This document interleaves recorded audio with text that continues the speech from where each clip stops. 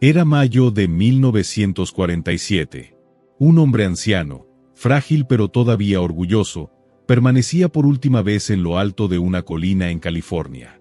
Su cabello era completamente plateado, sus pasos inseguros, pero su mirada seguía fija en las enormes torres de piedra que parecían tocar el cielo. Aquel hombre era William Randolph Hearst, quien alguna vez fue el editor de periódicos más poderoso de Estados Unidos.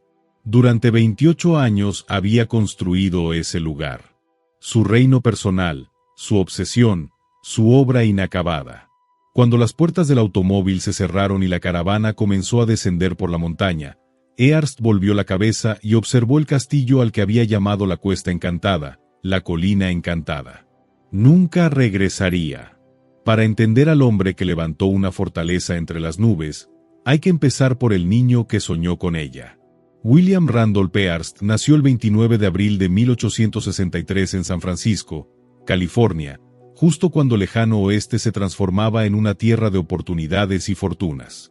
Su padre, George Hearst, no nació rico.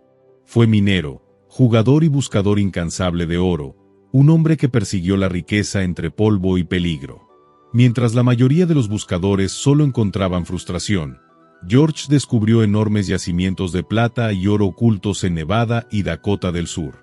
Para cuando William apenas empezaba a caminar, su padre ya era uno de los hombres más ricos del país. Su madre, Phoebe Apperson Hearst, era muy distinta. Cultivada, refinada y profundamente curiosa, soñaba menos con dinero y más con arte, música y educación. No quería que su único hijo viera solo riqueza, quería que aprendiera a ver belleza. Por eso, cuando William cumplió 10 años, Phoebe lo llevó a un viaje extraordinario, 18 meses recorriendo Europa. Visitaron grandes capitales como Londres, París y Roma, y caminaron por salones llenos de arte, poder e historia. Recorrieron castillos medievales que parecían rozar el cielo, palacios repletos de candelabros, escaleras de mármol y jardines que se perdían en el horizonte. En esos largos pasillos llenos de ecos, el joven William Hearst quedó cautivado por la grandeza. Alzó la vista bajo los techos abovedados de Versalles, tocó el mármol frío de Florencia y observó a nobles desplazarse por sus dominios como si gobernaran el mundo. Cuando regresó a California, el recuerdo de aquellos castillos se quedó con él como una promesa silenciosa. Algún día construiría algo así. Desde muy joven, William sintió fascinación por los objetos. Arte, sellos, monedas, libros. Coleccionaba todo lo que consideraba bello o valioso. Mientras otros niños intercambiaban canicas, él negociaba monedas antiguas. Su madre lo alentaba, convencida de que la belleza era parte esencial de la educación y que para comprender la civilización había que rodearse de ella. Cuando William partió a la Universidad de Harvard, su habitación ya estaba abarrotada de artefactos, pinturas, grabados y recuerdos europeos. No fue un estudiante brillante. Prefería la energía y la creatividad antes que la disciplina. En Harvard se hizo conocido por su humor audaz y su gusto por las travesuras. Una leyenda cuenta que envió orinales grabados con los nombres de sus profesores como regalos, una broma que terminó costándole la expulsión. Pero aquel episodio reveló quién era realmente William Randolph Hearst, un hombre atraído por el espectáculo, la atención y el riesgo. Al regresar a casa, su padre había adquirido un periódico en decadencia, el San Francisco Examiner. George Hearst no tenía mayor interés en el periodismo. Había ganado el diario en una apuesta y lo consideraba poco valioso. William, en cambio, vio algo distinto. Vio poder. Insistió hasta que su padre le permitió hacerse cargo del periódico. «Adelante», le dijo George. «Solo procura no perder demasiado dinero». William transformó aquel pequeño diario en un fenómeno. Llenó sus páginas de escándalos, crímenes, chismes y dramas humanos. Comprendía lo que el público buscaba: emoción. Publicaba historias que hacían sentir, que provocaban ira, miedo, curiosidad o entusiasmo. Los titulares gritaban desde cada esquina y las ventas se dispararon. Para cuando George Hearst murió en 1891, Su hijo ya era considerado un prodigio de la prensa. Heredó la fortuna de su padre, pero también su ambición insaciable. Sin embargo, lo que William realmente deseaba no era solo dinero. Quería influencia y, con el tiempo, inmortalidad. En 1895 compró el New York Journal y se propuso conquistar el mayor mercado mediático del mundo. Su gran rival fue Joseph Pulitzer, dueño del New York World. Ambos libraron una guerra diaria a base de tinta y titulares. Cada edición buscaba ser más impactante que la anterior. De esa rivalidad nació lo que más tarde se conocería como periodismo amarillo, noticias exageradas, sensacionalistas y, en ocasiones, distorsionadas para captar la atención del público. Durante la Guerra Hispano-Estadounidense de 1898, los periódicos de Hearst publicaron relatos tan dramáticos que ayudaron a encender la opinión pública a favor del conflicto. Se le atribuye la frase "usted ponga las imágenes, que yo pondré la guerra". La haya dicho o no, la idea lo definió. Hearst no solo informaba los hechos, también los moldeaba. Para 1900, poseía periódicos de costa a costa. Millones de estadounidenses comenzaban el día leyendo sus titulares. Luego expandió su imperio a revistas como Cosmopolitan y Woodhouse Coping, y más tarde a noticieros cinematográficos. Estaba en todas partes y su nombre era conocido por todos. A comienzos del siglo XX, William Randolph Hearst era uno de los hombres más ricos del mundo. Tenía fortuna, fama e influencia política. Incluso llegó a servir 2 mandatos en el Congreso. Pero a pesar de todo, algo en su interior seguía buscando sentido. Poseía la riqueza de los reyes, pero no su legado. Quería dejar algo que perdurara más allá de su vida, algo tan eterno como los castillos que había visto de niño. Y no fue el oro ni el mármol lo que encendió su siguiente gran obsesión. Fue el amor. En 1916, durante un espectáculo de Broadway en Nueva York, Hearst, entonces de 53 años, conoció a una joven corista de 19 llamada Marion Davies. Era luminosa, encantadora y llena de vida. Hija de una familia de clase media de Brooklyn, había ingresado al mundo del espectáculo junto a sus hermanas con la esperanza de triunfar en el escenario. Era hermosa, sí, pero también divertida, amable y sencilla, cualidades que desarmaban incluso a los hombres más ricos que intentaban conquistarla. Cuando Hearst la vio actuar en la Ziegfeld Follies, quedó fascinado. Primero envió flores, luego regalos, y más tarde ofreció impulsar su carrera. Pronto, el magnate de la prensa, casado, y la joven actriz se volvieron inseparables. La sociedad murmuraba, los titulares insinuaban, y su esposa, Millicent, se negó a concederle el divorcio. Pero a Marion no le importaba. Ella adoraba a Hearst y él la adoraba a ella. Su relación duró 34 años, más que muchos matrimonios, aunque nunca fue oficial. Para el mundo, Marion Davies era la amante. Para Hearst, era su hogar. Cuando Phoebe Apperson Hearst murió en 1919, dejó a su hijo un legado que haría realidad su sueño de infancia. $11 millones en efectivo y 250,000 acres de tierras en California, con vistas al Océano Pacífico. Eran terrenos donde la familia había acampado cuando William era niño. Recordaba aquellas noches bajo las estrellas, las colinas descendiendo hacia el mar. A los 56 años decidió construir allí algo extraordinario. No una casa, sino un monumento.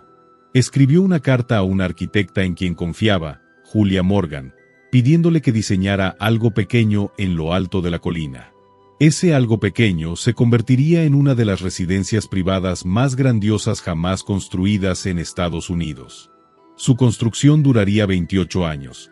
Costaría el equivalente moderno de casi $1,000 millones y quedaría inconclusa incluso cuando su dueño la abandonó para siempre. Así nacería el Castillo Hearst. Cuando William Randolph Hearst decidió levantar la casa de sus sueños, sabía que no podía ser un proyecto común. Necesitaba a alguien capaz de convertir la fantasía en piedra, alguien con la paciencia suficiente para soportar sus ideas cambiantes y la fortaleza necesaria para manejar una ambición descomunal. Esa persona fue Julia Morgan. A comienzos del siglo XX, la arquitectura era un campo dominado casi por completo por hombres. Pero Julia Morgan, nacida en 1872 en San Francisco, nunca se preocupó por lo que se suponía que una mujer debía hacer. Era reservada, incluso tímida, pero su mente era brillante, sus planos precisos y su determinación inquebrantable. Desde pequeña se sintió atraída por los edificios. Mientras otras niñas jugaban con muñecas, ella observaba cómo se unían los muros con los techos y cómo la luz atravesaba las ventanas. Estudió ingeniería civil en la Universidad de California en Berkeley, una decisión audaz para su época. Muchos dudaban de que encontrara trabajo en la construcción, pero Julia no estudiaba para demostrar nada.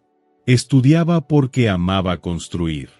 Tras graduarse, quiso continuar su formación en la escuela de arquitectura más prestigiosa del mundo, la École des Beaux-Arts de París.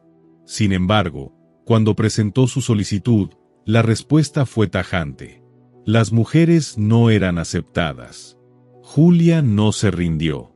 Permaneció en París durante 2 años, estudiando por su cuenta, dibujando sin descanso y enviando solicitudes una y otra vez. Finalmente, en 1898, la escuela cedió. Julia Morgan se convirtió en la primera mujer admitida en su programa de arquitectura. No solo fue aceptada, destacó. Cuando regresó a San Francisco en 1902, traía consigo la precisión del diseño francés, la solidez de la ingeniería y la determinación silenciosa de alguien que había derribado todas las barreras que intentaron detenerla. En 1906, un devastador terremoto seguido de incendios destruyó gran parte de San Francisco. Edificios enteros colapsaron, barrios completos quedaron reducidos a cenizas y miles de personas perdieron la vida. Pero 2 estructuras diseñadas por Julia Morgan, el campanario y la biblioteca del Mills College, permanecieron en pie. Habían sido construidas con hormigón armado, un material que Julia dominaba mientras muchos lo consideraban experimental. Sus edificios no solo sobrevivieron al desastre, demostraron su genialidad. A partir de ese momento, dejó de ser vista como una arquitecta mujer. Se convirtió en la arquitecta cuyos edificios no se caían. Clientes adinerados de toda California comenzaron a buscarla. Diseñó escuelas, iglesias y residencias privadas. Su estilo era elegante pero funcional, pensado para ser vivido, no solo admirado. Entre quienes confiaban plenamente en ella estaba Phoebe Apperson Earst, la madre de William. Phoebe respetaba la disciplina de Julia y confiaba en su sensibilidad estética. La contrató para varios proyectos, incluidas remodelaciones en propiedades de la familia Earst. Esa relación, con el tiempo, cambiaría el destino de ambos. Cuando Phoebe Earst murió en 1919, William heredó enormes extensiones de terreno en California. Para muchos, no era más que campo abierto. Para él, era el lienzo perfecto. Recordaba los viajes de campamento de su infancia, durmiendo en tiendas, cabalgando por los acantilados y observando el Pacífico interminable. A los 56 años decidió construir algo duradero en esa misma colina. Así que escribió una carta breve y aparentemente sencilla a Julia Morgan. Decía que quería construir algo pequeño en la colina de San Simeón, porque ya se estaba haciendo mayor para seguir acampando en tiendas. El tono era modesto, pero cuando Julia visitó el lugar comprendió de inmediato que aquello no sería nada pequeño. La colina se elevaba a casi 500 metros sobre el nivel del mar. La vista se extendía hasta donde alcanzaba la mirada, océano a un lado, montañas al otro. Pero el terreno era salvaje y aislado. No había carreteras pavimentadas, ni electricidad, ni agua corriente, ni forma sencilla de subir materiales pesados por los senderos empinados y sinuosos. Aún así, Julia aceptó el desafío. En 1920 comenzaron las obras. Primero llegó lo esencial: caminos, tuberías de agua y generadores eléctricos. Los trabajadores tallaron rutas en zigzag en la montaña para que los camiones pudieran subir piedra y madera. El agua se canalizó desde manantiales situados a kilómetros de distancia. Generadores diésel suministraban energía hasta que fue posible instalar líneas eléctricas permanentes. Mientras Julia se ocupaba de la ingeniería, Earst se encargaba de la imaginación. Quería torres como las catedrales de España, jardines al estilo italiano y patios bañados por la luz del Mediterráneo. Cambiaba de idea constantemente. Hacer la casa principal más grande.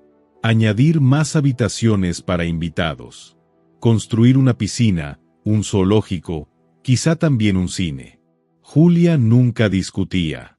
Simplemente redibujaba los planos, una y otra vez. Durante las 3 décadas siguientes, elaboró más de 10.000 planos para el proyecto. La propiedad recibió oficialmente el nombre de la Cuesta Encantada, pero todos la conocían simplemente como el Castillo Earst. Antes de que comenzara la construcción de la gran residencia principal, Julia levantó 3 casas de invitados en la cima de la colina.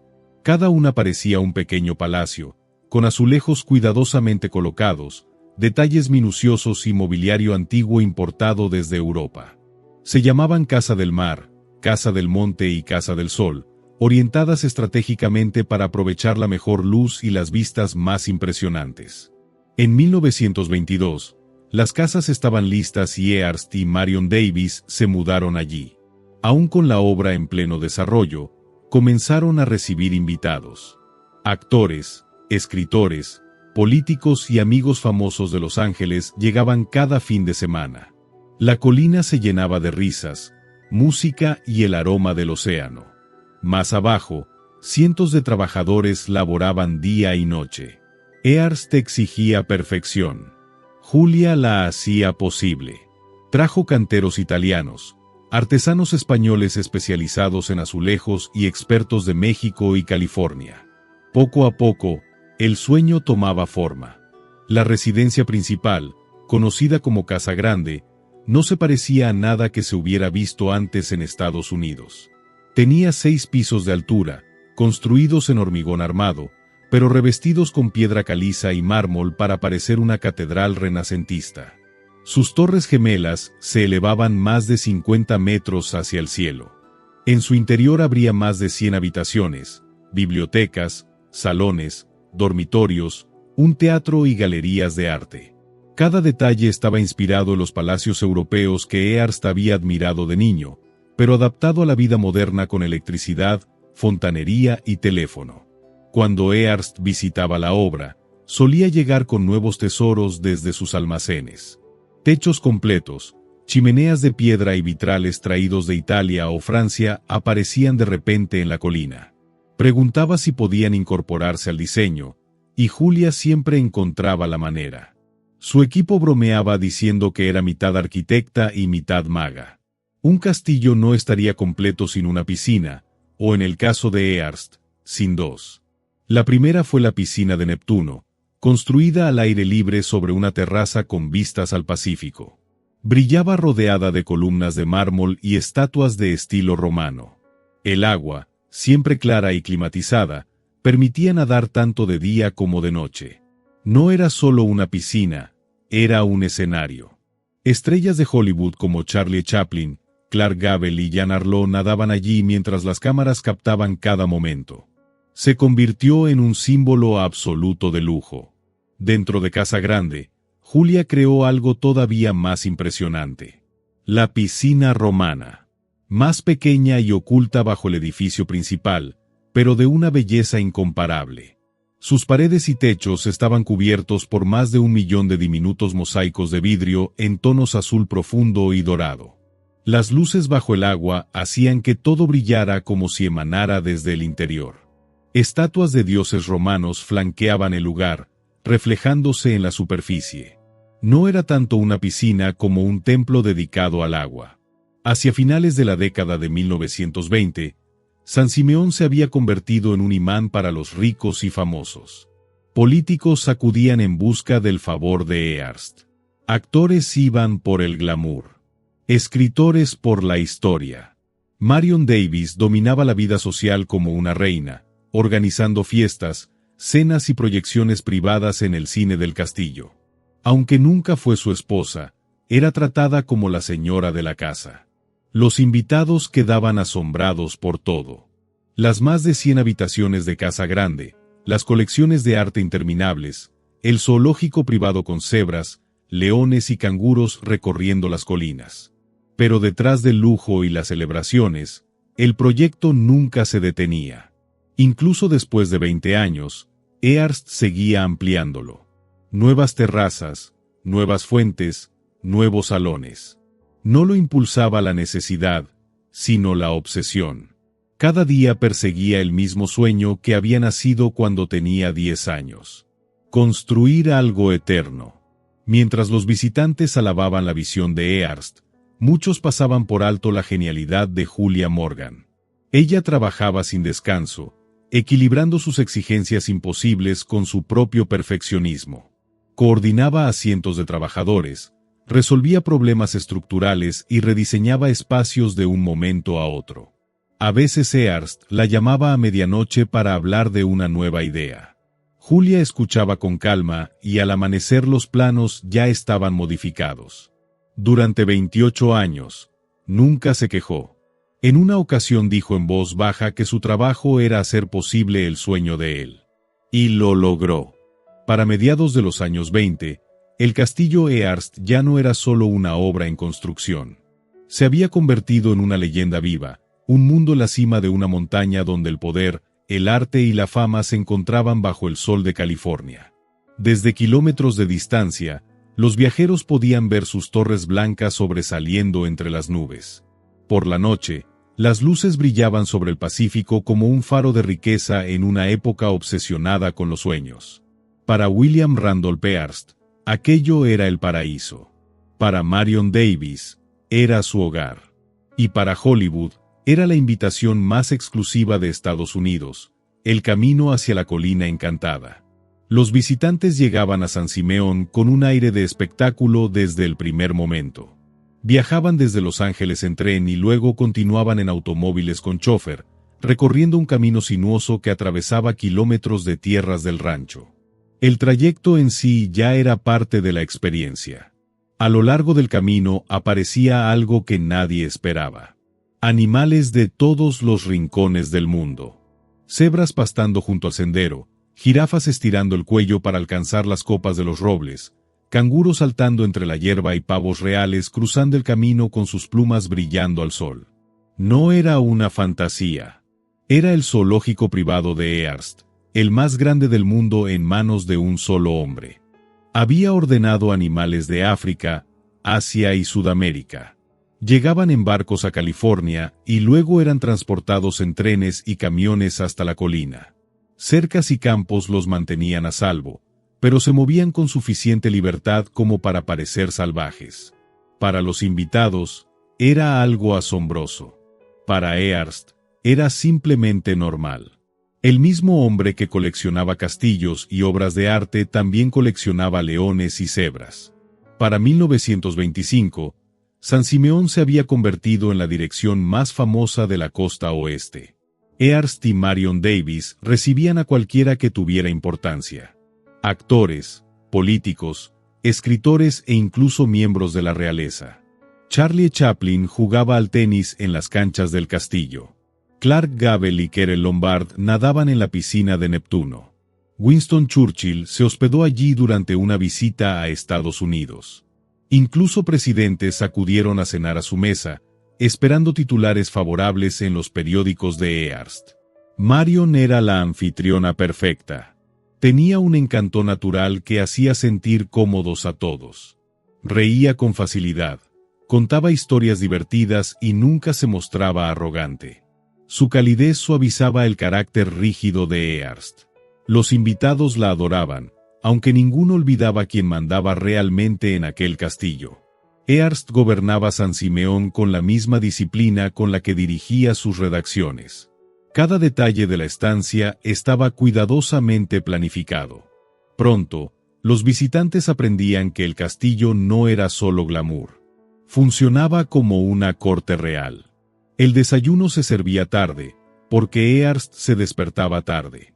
El almuerzo era a la 1, la cena a las 8. Se esperaba que todos asistieran, sin excusas. El alcohol estaba estrictamente limitado. Un solo cóctel antes de la cena y nada más. No era una regla moral. Era una regla pensada para Marion. Ella había empezado a beber para calmar los nervios, pero con los años se volvió cada vez más difícil de controlar. Earst, preocupado y protector, intentaba limitar su acceso al alcohol. Aún así, ella encontraba la manera de eludir las normas. Amigos cercanos introducían botellas a escondidas en su habitación. Las fiestas continuaban, y la bebida también. A pesar de esa tensión silenciosa, San Simeón seguía siendo el escape definitivo del mundo exterior. Cada noche, antes de la cena, los invitados se reunían en el gran salón de recepción. Las paredes estaban cubiertas con tapices flamencos de valor incalculable.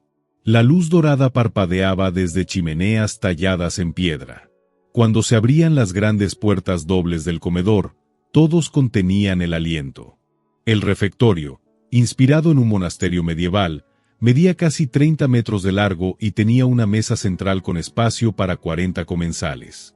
Del techo colgaban estandartes traídos de la Italia renacentista. A los lados, antiguos asientos de coro tallados en madera, usados siglos atrás por monjes, ahora servían para que estrellas de cine comieran hamburguesas. Porque sí, hamburguesas. A pesar de su inmensa fortuna, Earst prefería comida sencilla y americana. Pollo frito, filetes, perritos calientes. Era un chiste recurrente entre los invitados. Se cenaba como reyes, pero se comía como en un restaurante de carretera. Después de la cena, los invitados seguían a Marion hasta el cine privado del castillo. La sala tenía capacidad para 50 personas, con butacas de terciopelo rojo y una enorme pantalla plateada. Gracias a sus conexiones con Hollywood y a las empresas cinematográficas que controlaba, Earst proyectaba películas semanas antes de su estreno oficial. En ocasiones, la protagonista era la propia Marion Davies. Ella se sentaba discretamente entre los invitados, sonrojándose al verse en la pantalla. Los aplausos al final siempre eran entusiastas, y al día siguiente, los periódicos de Earst se encargaban de publicar críticas aún más elogiosas. Al salir del cine, el aire nocturno era fresco y dulce. Las estrellas brillaban sobre el Pacífico. La piscina de Neptuno resplandecía más abajo, iluminada desde el fondo. Las parejas susurraban, los actores reían y, a lo lejos, el rugido de los leones del zoológico rompía el silencio. Era el paraíso, una edad dorada suspendida entre el sueño y la realidad. En apariencia, Marion Davies lo tenía todo. Fama, riqueza y el amor de uno de los hombres más poderosos de Estados Unidos. Pero por dentro era frágil. Anhelaba ser la señora Earst, no solo su compañera. Sin embargo, su esposa, Millicent, seguía negándose a concederle el divorcio. Durante más de 30 años, las dos mujeres llevaron vidas separadas. Una como esposa oficial en Nueva York, la otra como amante en California. Marion sonreía a pesar de todo. Recibía invitados, protagonizaba películas y se reía de los comentarios de Earst. Pero la soledad pesaba. El alcohol se convirtió en su refugio. Sus amigos notaban cómo le temblaban ligeramente las manos durante la cena. A veces desaparecía en mitad de las fiestas, demasiado cansada para seguir actuando como anfitriona. Earst nunca la criticó en público. Siempre la defendía. En privado era cariñoso, incluso tierno. La llamaba mi querida Marion. Cuando enfermaba por culpa de la bebida, permanecía a su lado. Se amaban profundamente, pero era un amor atrapado por las normas de su época. Ella podía tener su corazón, pero nunca su apellido. Hacia finales de la década de 1920, el castillo Earst era mucho más que una mansión. Era un mundo completo. Visto desde el aire, el conjunto parecía un pueblo europeo colocado sobre la costa de California. Casa Grande se alzaba en el centro, con sus torres gemelas apuntando al cielo como una catedral española. A su alrededor, las tres casas de invitados brillaban entre cipreses y jardines llenos de rosas, jazmines y lavanda. El interior era abrumador.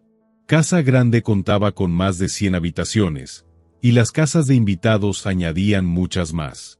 En total, 165 estancias, todas distintas, todas llenas de tesoros traídos de Europa. El gran salón era el corazón del castillo.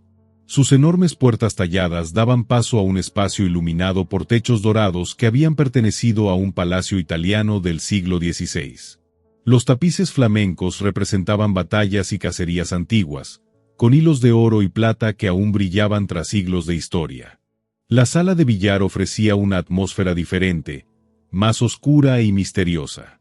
Arte gótico, vigas de madera pesada y tapices que mostraban caballeros con armaduras relucientes. El aire olía a madera pulida y a tabaco, y las risas solían resonar hasta altas horas mientras estrellas de cine y políticos jugaban bajo candelabros medievales. La biblioteca era uno de los lugares favoritos de Earst. Estanterías repletas de miles de libros raros, desde manuscritos antiguos hasta novelas contemporáneas. A diferencia de otros coleccionistas, él realmente los leía. Por la noche, cuando los invitados se retiraban, se sentaba bajo la luz suave de lámparas de latón, leyendo sobre historia, política o arquitectura, siempre buscando nuevas ideas para su sueño. En los pisos superiores, el ambiente cambiaba. El espacio personal de Earst, conocido como la suite gótica, parecía más una fortaleza medieval que un dormitorio.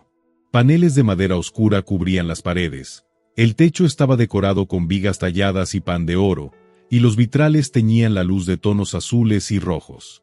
Imágenes religiosas, santos y crucifijos recordaban tanto su fe como su obsesión por el pasado. A pocos pasos, la suite de Marion Davies contaba una historia muy distinta. Mientras la habitación de Earst era solemne y poderosa, la de ella estaba llena de luz y delicadeza. Muebles franceses en tonos pastel, espejos dorados reflejando la brisa marina y cortinas de encaje moviéndose suavemente.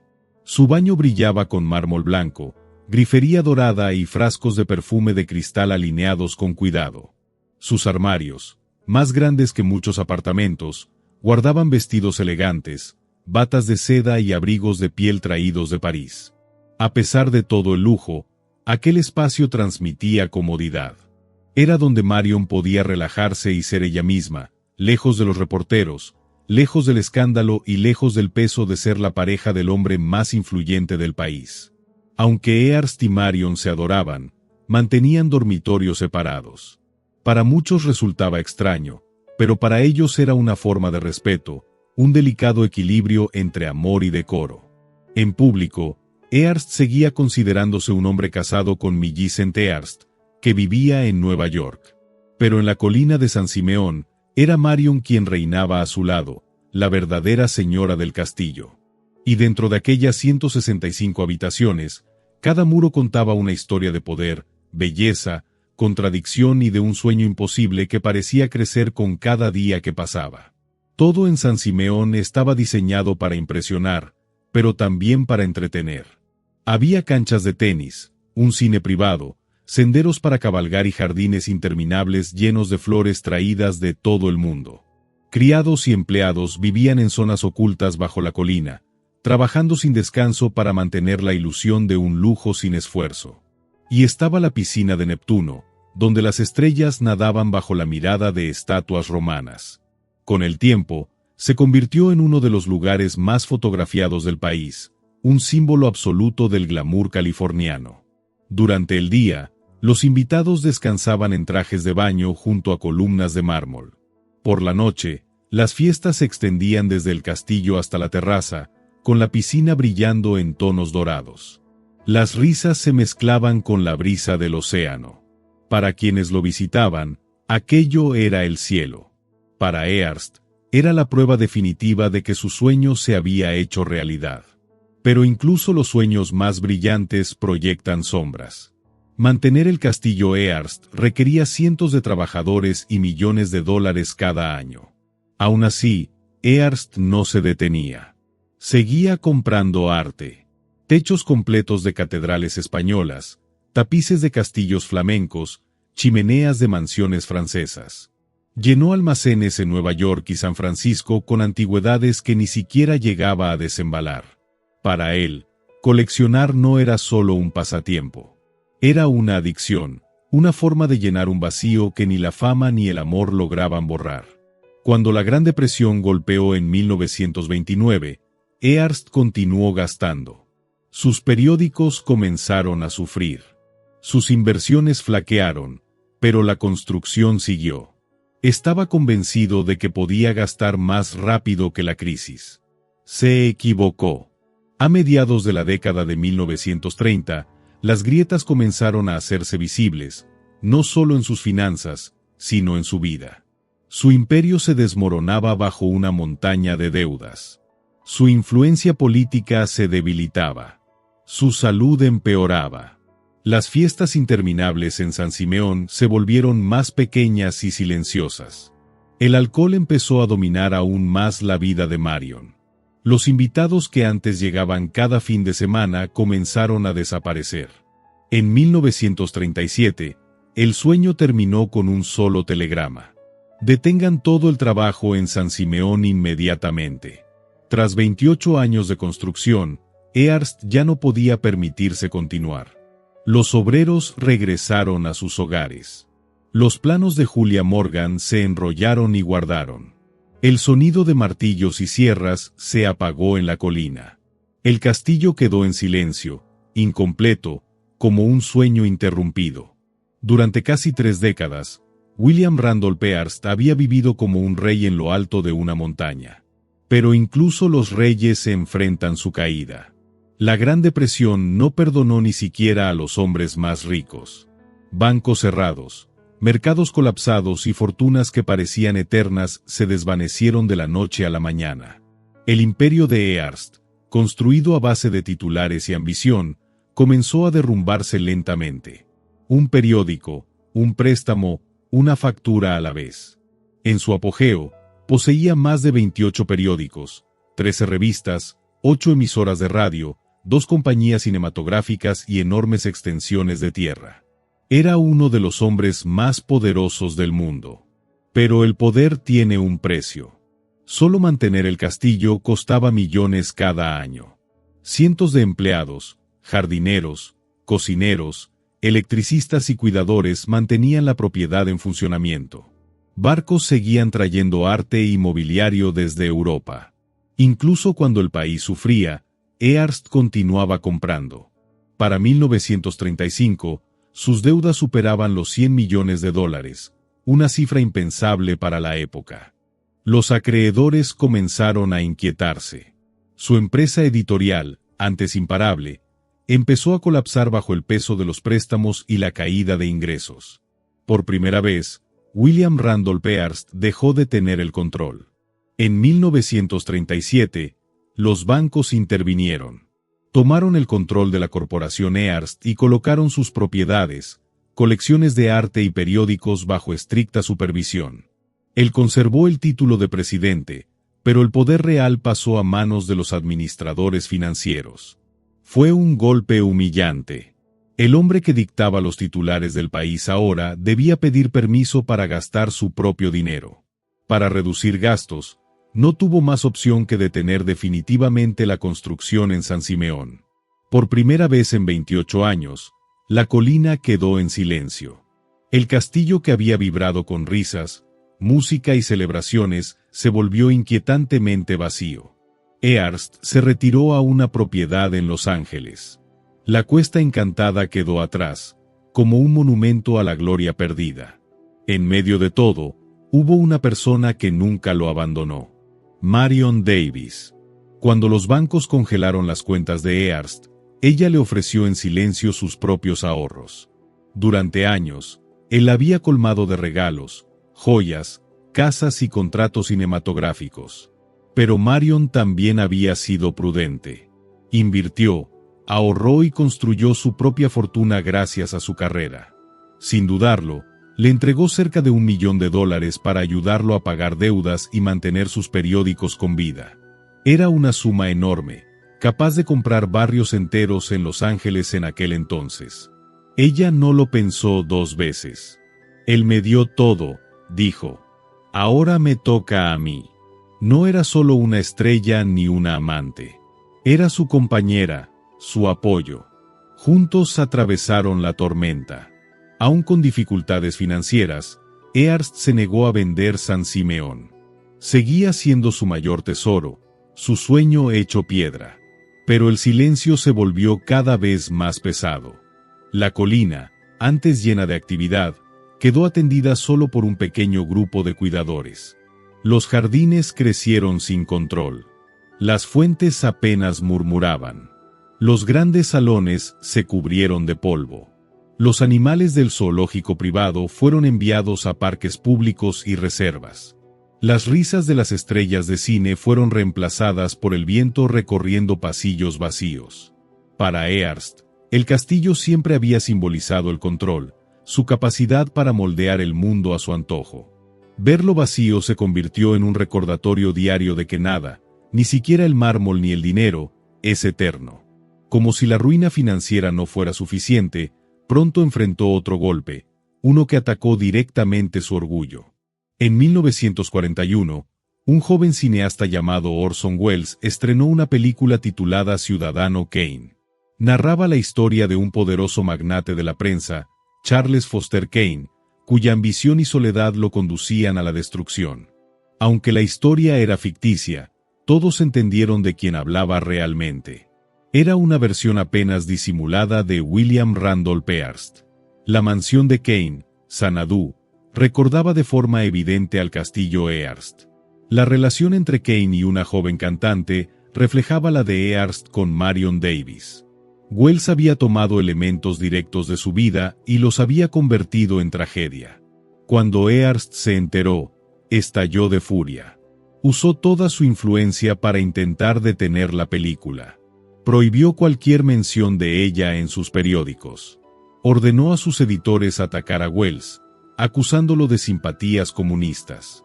Incluso amenazó con exponer escándalos de Hollywood si los estudios apoyaban el filme. Durante un tiempo, funcionó. La película fue retirada de muchos cines y fracasó en taquilla. Pero el tiempo lo cambia todo. Años después, Ciudadano Kane sería considerada una de las mejores películas de la historia.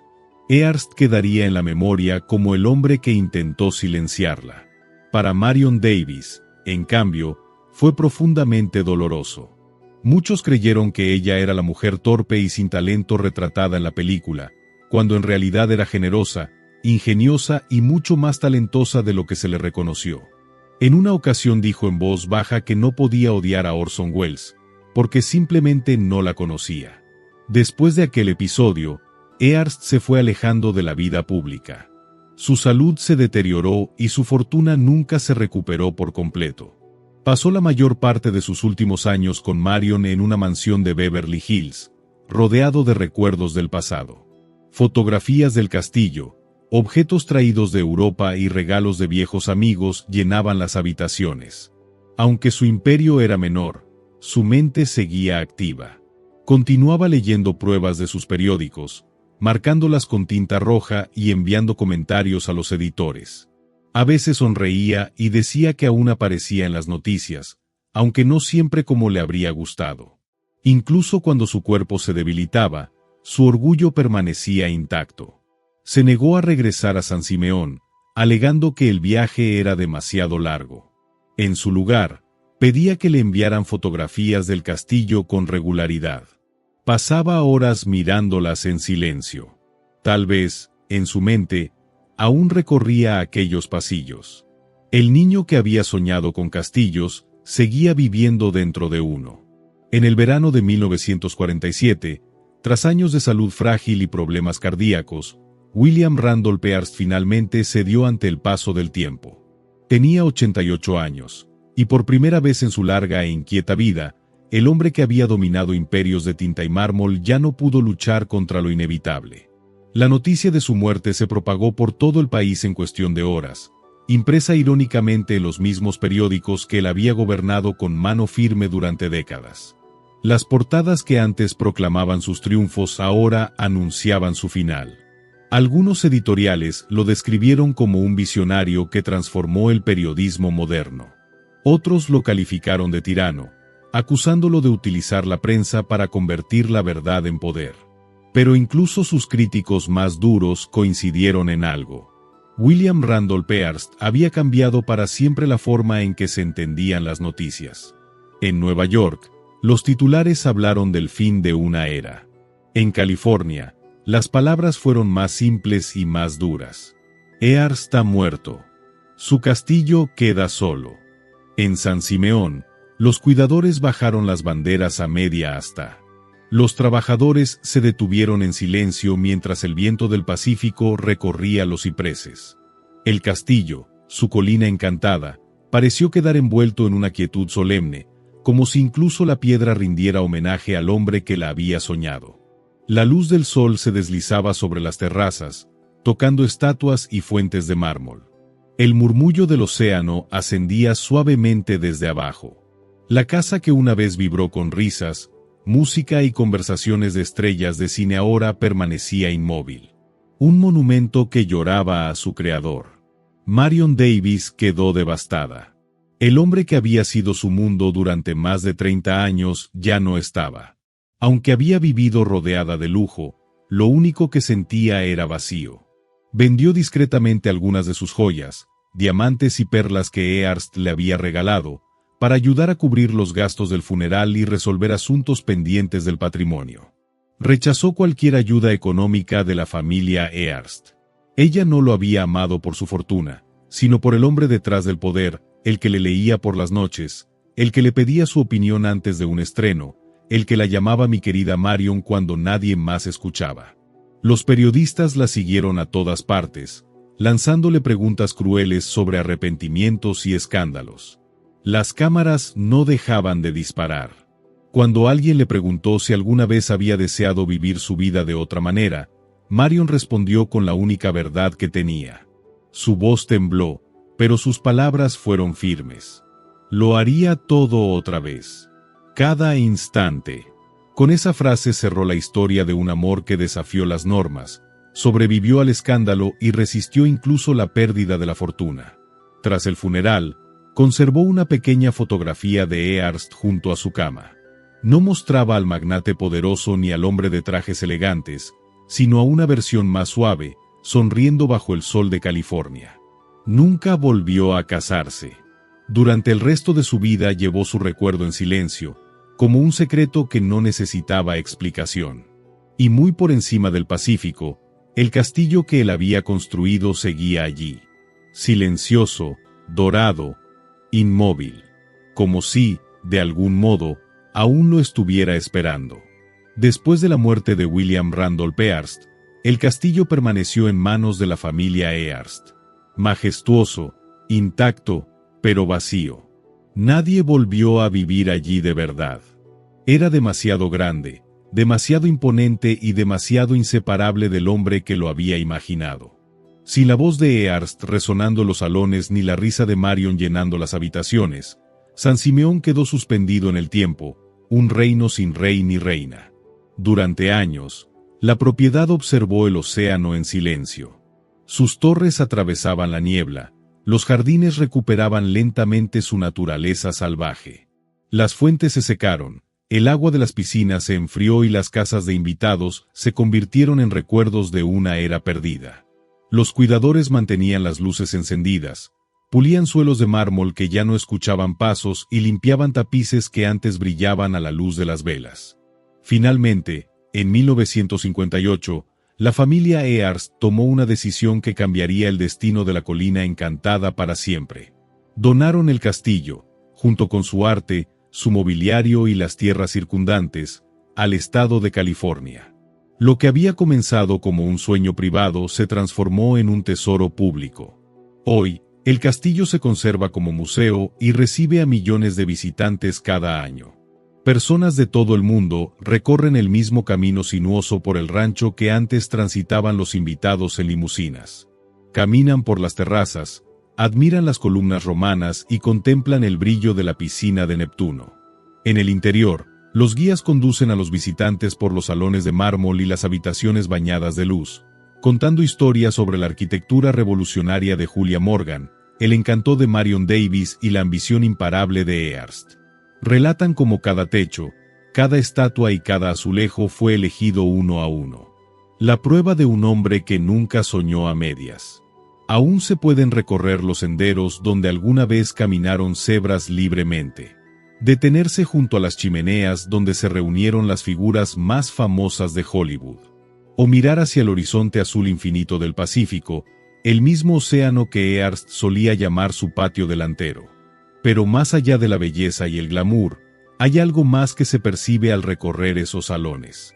Una sensación silenciosa, casi melancólica. El lugar es perfecto en cada detalle, pero también carga con una tristeza difícil de explicar, como si sus muros echaran de menos al hombre que les dio sentido. El viento susurra en los patios como un eco del pasado. Las lámparas siguen brillando, pero ahora lo hacen para desconocidos, no para las voces que una vez llenaron las noches de música y risas. Algunos dicen que todavía se siente la presencia de Earst en la colina. No como un fantasma, sino como una idea. Su sueño, su energía, su necesidad de construir algo eterno parecen flotar en el aire. Como si el castillo se negara a dejarlo ir. Como si también él siguiera persiguiendo la perfección, sin estar nunca satisfecho, sin querer dejar de soñar. Hoy, Julia Morgan es reconocida por fin como la mente brillante que fue. Se convirtió en la primera mujer en recibir la medalla de oro del Instituto Americano de Arquitectos, el mayor honor de su profesión. Su visión hizo posible el castillo. Su ingeniería le permitió resistir terremotos y el paso del tiempo. Su paciencia transformó la imaginación de Earst en realidad. Diseñó más de 700 edificios a lo largo de su vida, pero ninguno tan célebre como el castillo en la colina. Cuando le preguntaron años después por William Randolph Hearst, respondió con sencillez que él era un hombre que soñaba en grande, y que su trabajo había sido hacer que ese sueño perdurara. Y así fue.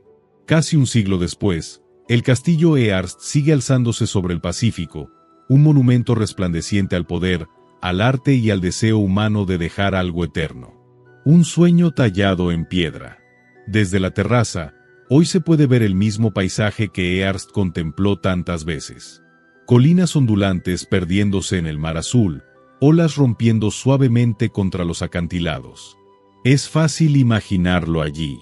El niño que quiso un castillo, el hombre que levantó un imperio y el soñador que lo perdió todo. Al final, William Randolph Hearst consiguió lo que más deseaba: ser recordado. Sus periódicos se desvanecieron. Su fortuna se redujo. Pero el castillo permanece. Firme, majestuoso, eterno.